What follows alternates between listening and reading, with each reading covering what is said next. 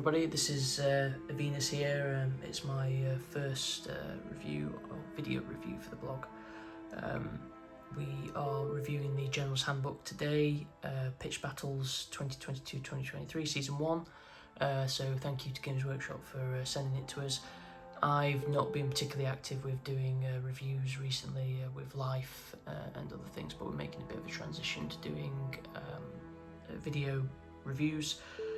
So we'll get started.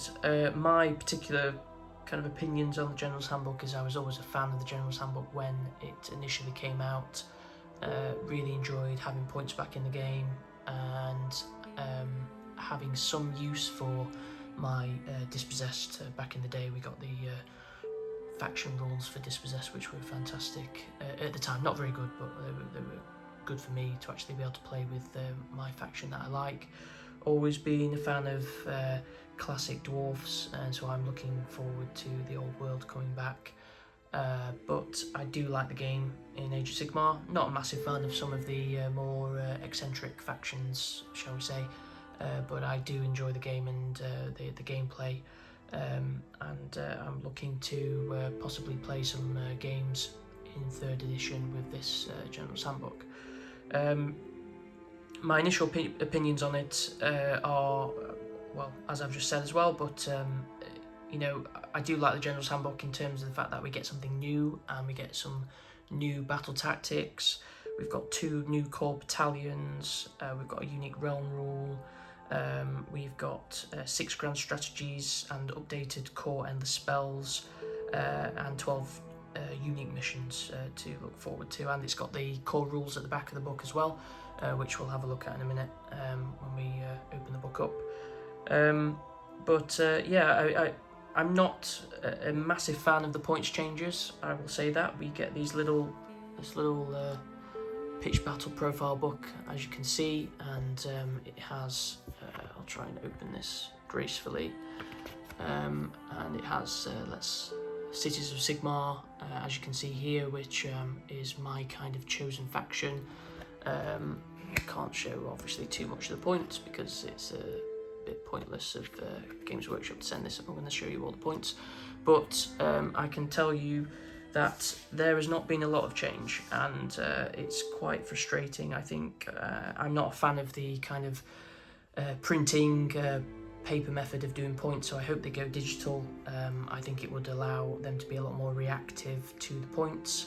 As an example, you know, with my kind of Dispossessed Cities of Sigmar faction, Rune Lords and Warden Kings have gone down by 5 points each to 95, which, you know, is a welcome change, but there's some really random changes as well, and some random kind of non-changes. In terms of what I mean by that is units not changing when they probably really should do.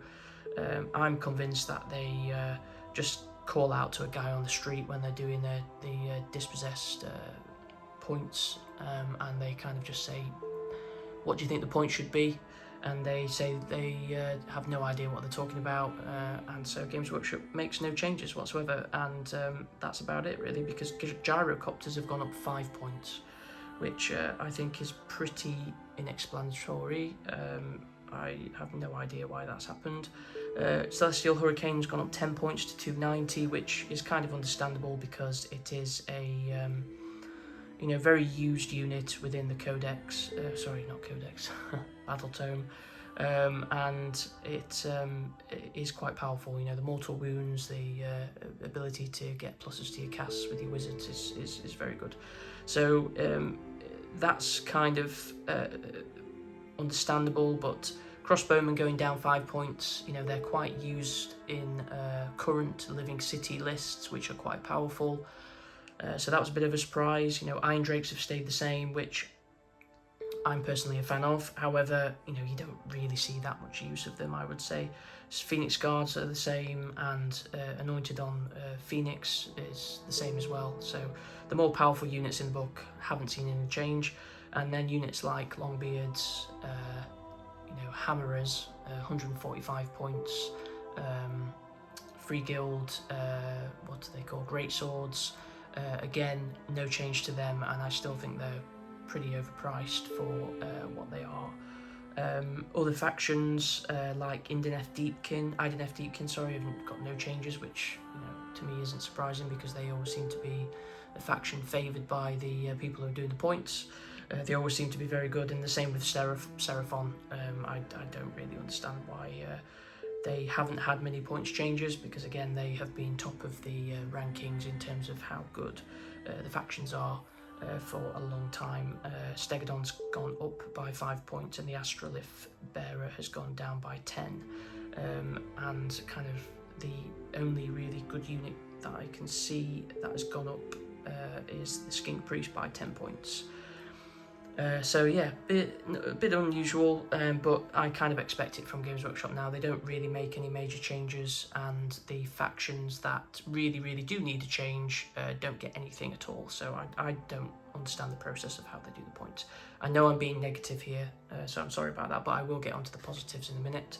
Gloomspite Gits have had no changes, which is a good thing. So there's a positive, because it probably means a book's on the way for Gloomspite, which is really good.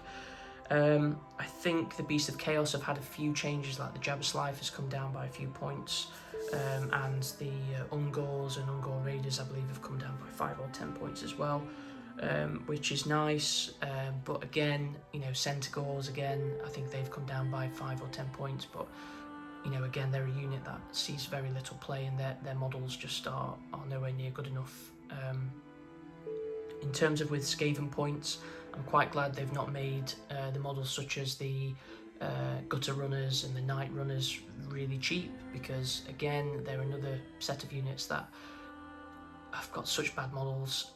They shouldn't be on the table, in my opinion. Games Workshop should have updated them. So it's nice to see that they're not making them really cheap, so people take them and so they sell them.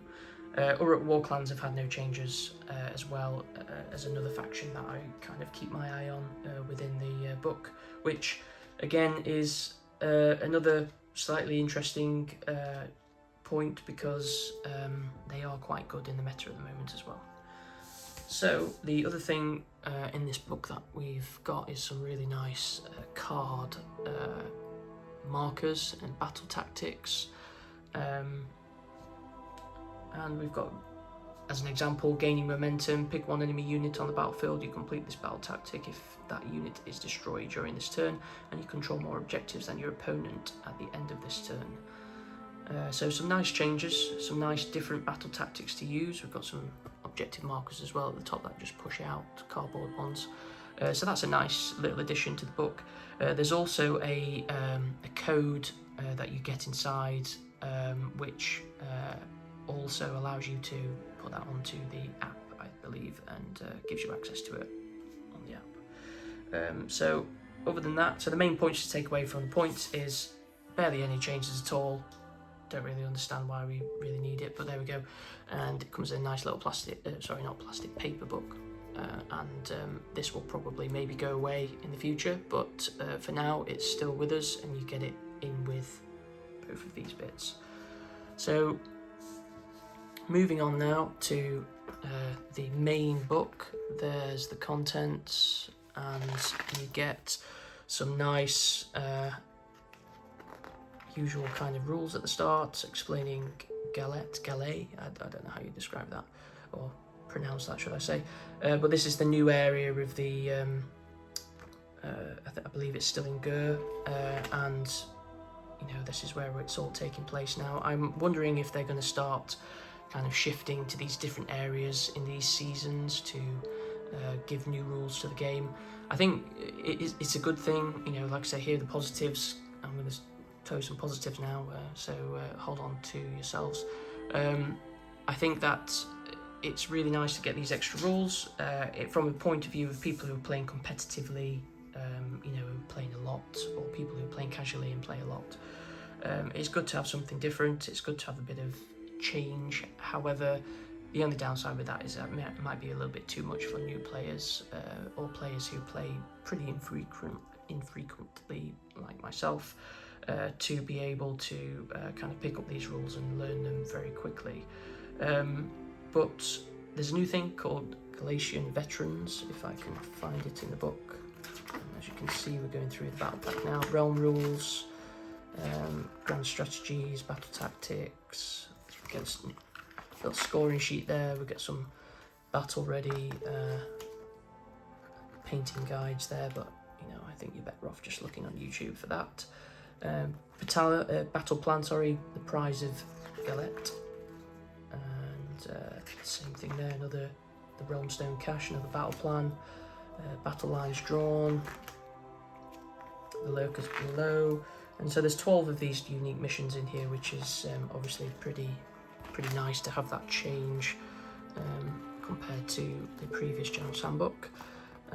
There's been an update to Endless Spells, so we've got new rules there, which is nice. I've not actually read through them in a lot of detail. I don't want to make this review too long. And we're seamlessly back to the page that I was looking for. So this is the special rules page. As you can see, quite a lot of changes. It's a little bit like Man Reed's book, this, but friendly battle line units have a wounds characteristic of 4 or less and do not have mounts gain the Galatian Veterans keyword. So this is going to be quite important as it plays into a lot of these extra special rules. Proving grounds about who can contest objectives, and basically that's going to change per turn, and you can only select one objective each turn to be the proving ground objective, and you can't pick that objective again.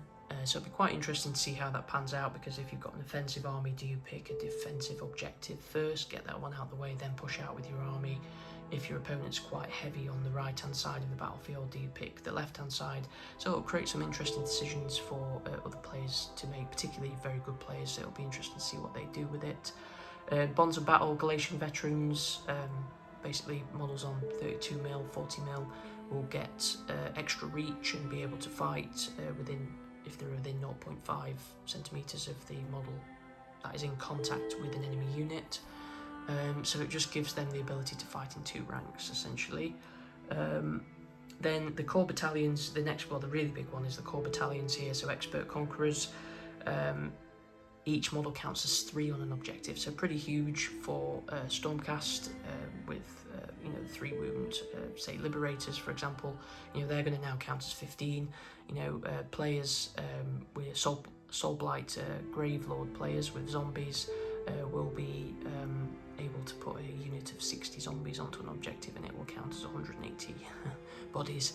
So pretty immovable there, really. So that's very interesting. And again, they have to be Galatian Veterans to be able to have that, but I would expect most people to be taking that battalion. Again, Bounty Hunters, and this is pretty crazy and very, very strong. But they basically get +1 damage, and they don't have to be Galatian Veterans either. But if you attack a Galatian Veterans unit in somebody else's army, then you get +1 damage, which, as we've already discussed, you're very, very likely to see probably a lot of Galatian Veterans in each force on the battlefield. Again, just to finish off here, core rules at the back. This is a nice feature with the ring binder as well. It's quite easy to navigate, and we've got some nice, easy to find core rules for when you're playing a game and you need to have a look at something. So overall, I think it's a really nice product again.